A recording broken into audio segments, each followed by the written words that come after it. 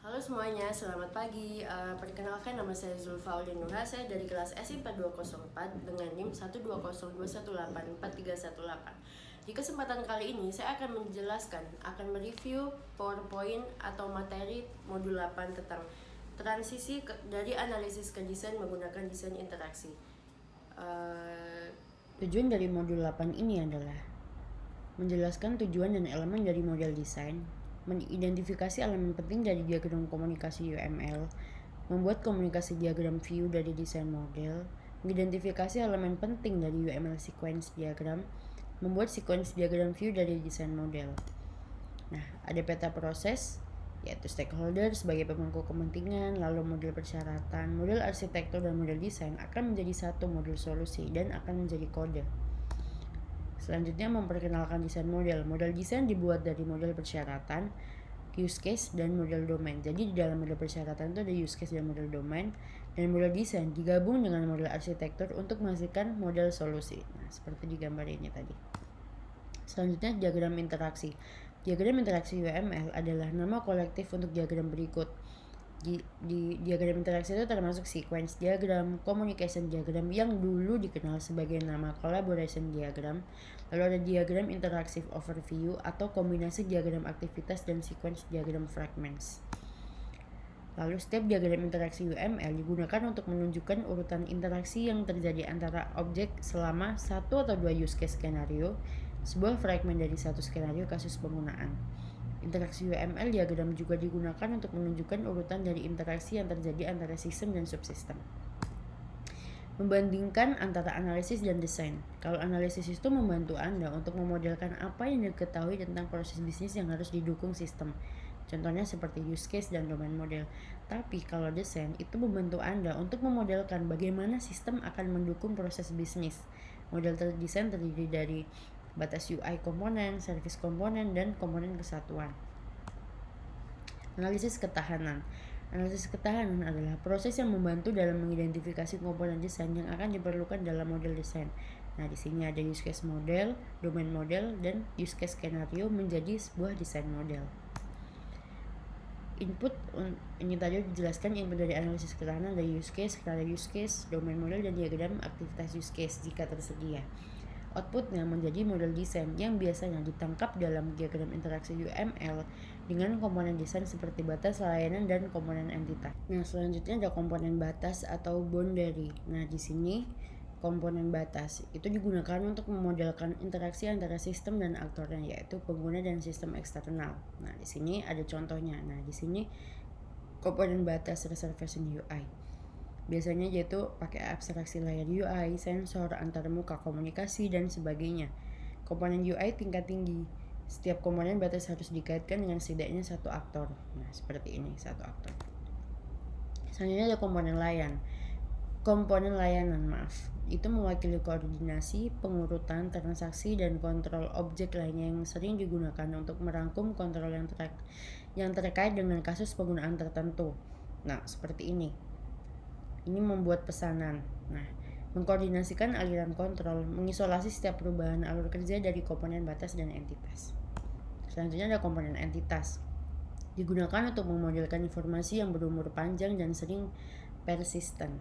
Nah, di sini ini entitasnya. Entitas biasanya terkait dengan objek domain. Sebagian besar entitas gigi, entitas dapat memiliki perilaku yang kompleks. Selanjutnya ada komponen layanan dan entitas.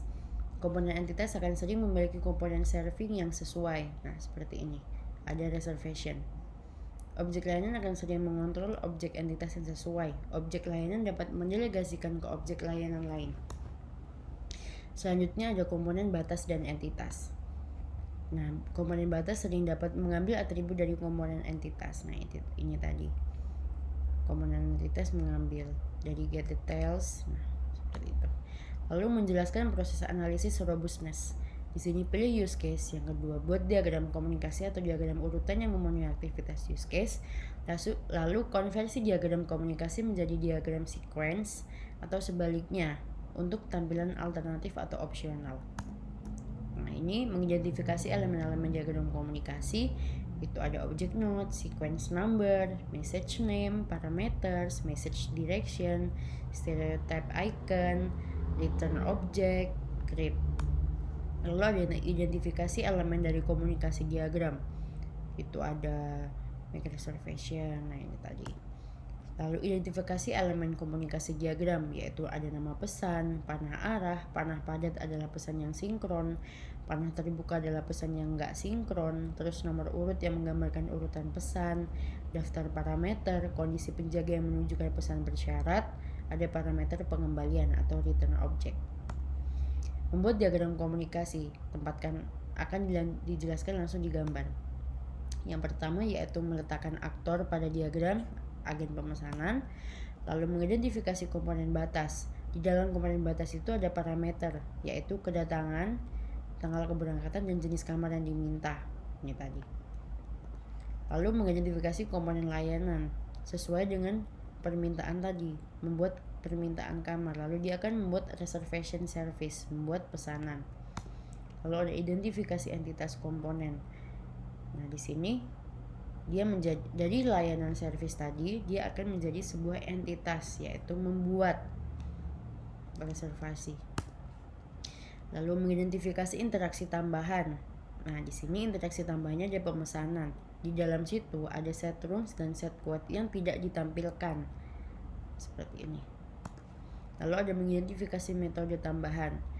Mengidentifikasi metode tambahan ada di gambar ini selanjutnya. Nah, ini dia ya. Contoh diagram komunikasi ada. Jadi di sini tuh ada dua contoh diagram komunikasi, yaitu skenario utama yang berhasil dan skenario sekunder yang tidak berhasil. Yang tidak berhasil itu maksudnya tawarannya ditolak oleh agen pemesanan. Nah, ini diagram yang primer yang berhasil, yang diterima. Nah, sampai payment, dikonfirmasi. Lalu ada gambar yang kedua yang ditolak, ada reject dan destroy, cancel reservation gitu. Lalu ada sequence diagram urutan. Itu gunanya untuk memberikan perspektif, dapat digunakan sebagai pengganti diagram komunikasi, dapat dikonversi dari diagram komunikasi, dan lebih berguna dan sorotan waktunya terinteraksi. Elemen-elemennya ada simple object, pesan, pengembalian eksplisit, pilih aktivitas, garis hidup, reservation number, dan pengembalian implisit. Fragmen, diagram urutan mendukung notasi fragmen. Dia itu penggunaannya untuk menunjukkan urutan loop, menunjukkan jalur alternatif, memungkinkan dua atau lebih skenario ditampilkan pada satu diagram, menunjukkan referensi ke fragmen, dan selanjutnya. Nah, ini contoh fragmen. Nah, di sini kita pakai loop dan alt. Contoh diagram selanjutnya, di sini ada 3 contoh diagram, yaitu yang primer berhasil tapi juga disusul dengan sekunder yang gagal. Lalu ada diagram yang kedua tidak berhasil, dan yang ketiga itu detail lebih halusnya. Ini yang berhasil. Nah, di sini di accept yang berhasil, dan yang tidak ditolak ini. Oke, seperti itu, di destroy. Lalu ada contoh diagram yang lebih detail, lebih halus dari semuanya. Reservation, room service. Nah, di sini di reject, di cancel, seperti itu. Lalu ringkasannya, diagram interaksi digunakan untuk mengidentifikasi komponen desain yang memenuhi kasus penggunaan. Yang kedua, interaksi objek dapat divisualisasikan dengan UML, yaitu diagram komunikasi dan diagram urutan. Nah, tadi udah dijelasin kan tentang materi 8. Sekarang kalian akan menjawab pertanyaan kuis dari materi 8 itu tadi. Nanti pertanyaan kuisnya akan aku taruh di description box, dan kalau udah kalian kirim ke email aku di sini. Terima kasih.